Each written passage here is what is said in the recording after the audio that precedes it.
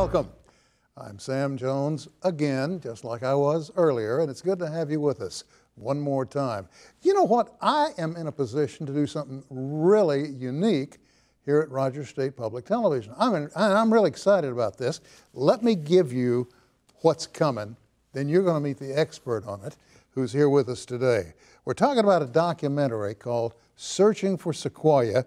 It's going to premiere on RSU TV on September 7th at 7 o'clock. And if you miss it, then you can pop on down on the 21st and see it at 8 o'clock. And it's all about Sequoyah. Well, our guest today is Jonathan Nelson, Dr. Jonathan Nelson. Good to have you with us, my friend. Thank you. Joshua Nelson, but... what did I call you? Jonathan. I've answered to it before. Jonathan. I've got Jonathan written there. Let's talk about your involvement. First of all, this is a major documentary / film. Well, yeah, we're tickled to have it showing on RSU TV too. This is the right spot for this one to show up to Oklahoma audiences first. We've been working on it for a lot of years now, so we're really glad to see it come to fruition here. I know folks who are from these parts will know a little bit about Sequoyah because he was a bit of an enigma, but people from outside the area who are just folks who are new here, they're not going to know anything about him. They're going to think maybe he's a tree, or maybe he was named after a tree, maybe, instead of the other way around. Now, this guy is an unmitigated genius, an absolute Cherokee genius. What was the big thing that he did for the Cherokee people? Big thing he did was single-handedly develop a writing system. We call it the Cherokee syllabary. It's distinct in some ways from an alphabet, so that's why we call it a syllabary, the way it functions with the sounds of the language.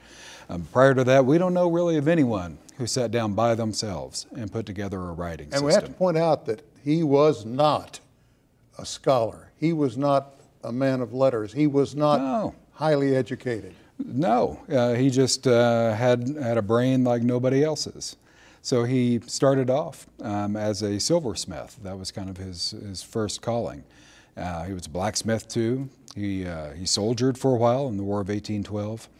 He was an artist, but by some accounts saw people using writing to send messages and thought, no good reason we couldn't do that. The talking leaves. Yeah. The talking leaves. Well, we have a clip. Let's take a look. That's all right. Yeah. We're going to roll a clip for you so you folks at home can get a chance to see a little bit about what our guest is referring to. Dr. Nelson just explained we're plowing new ground here for some folks, so settle back and watch this clip. Well, tell me a little bit about the piece that you've got here. This is just gorgeous, and it looks to me like in some ways it kind of encapsulates a lot of the different themes that you explore in your work. He's covered in random Cherokee syllabary. It's beautiful. These are the counterclockwise spirals, and that represents the direction that the Cherokee and several other tribes, they dance in that direction during their stomp dance. Movement. Yes, correct. And then at the top, I added a 7-sided star to represent the 7 clans, and then I listed all 7 clans here. Sequoyah was an artist too, and you being a descendant of his, do you take some inspiration from that connection? Yeah, it makes you feel good. It makes you feel like maybe something traveled down the line and you got just a smidgen of it. Sequoyah was not his real name. What was his real name? Well, we're sort of not sure. There's a lot about him that we don't know. We don't know exactly what he looked like or exactly what he went by. Some of our folks say, descendants that we've interviewed like Verna Bates and Sequoyah Guess, that his name is not what we think it was.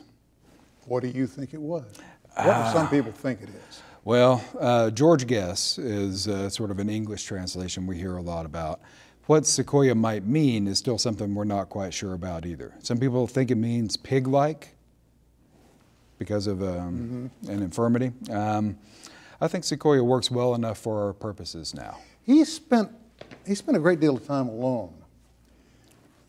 Particularly, what was it, a 2-year period while he worked on the letters, the sounds that they would make? Yeah, I'm sure he spent a lot of time in his cabin. He worked on that thing for 12 years to get it perfected. So I imagine he spent a lot of time, like some academics I could name, holed up by themselves, writing things down, crumpling them up and throwing them away. I thought I read that the first 2 years, though, weren't necessarily the most intense, but they were the 2 years that caused him to embrace a sense of direction with where he was going. Boy, I don't know. A lot of that is really clouded in mystery, and you get a lot of different accounts. One of the accounts that you hear a lot about, and that really kind of drives home how much it meant to him, was that his wife got fed up with him not tending to his chores around the house, and came in one day and gathered up all that he had worked on and tossed it into the fire. That doesn't seem to have deterred him. I imagine he had to do some apologizing, but he got back to work. There went the weekend. That was it. That's right. If, in the course of this, did you have any chance at all to work with any of Sequoyah's descendants? Oh yeah, we're going to see several of them. So the clip that you saw was with one of his descendants. One of the really standout ones is Winnie Guest Perdue. That's great. Many greats, many greats. Yeah, one of his direct descendants. Yeah. She's a dancer and just a powerhouse of a woman, someone I really admire. She made the trip with us from Tahlequah down to Mexico in the town of Zaragoza, where we think that Sequoyah might have ended up. And we visited with her all along the way, her and several others. I want to play devil's advocate for just a moment. Sure. How do you know they were descendants? How do they know? Well, the Cherokee's got pretty good records, not least because genealogy has come to matter so much to citizenship. People have a very careful eye on who it is that's related to who. And we worked with David Hamilton, who is one of the chief genealogists of the Cherokee Nation, to do a lot of that background research.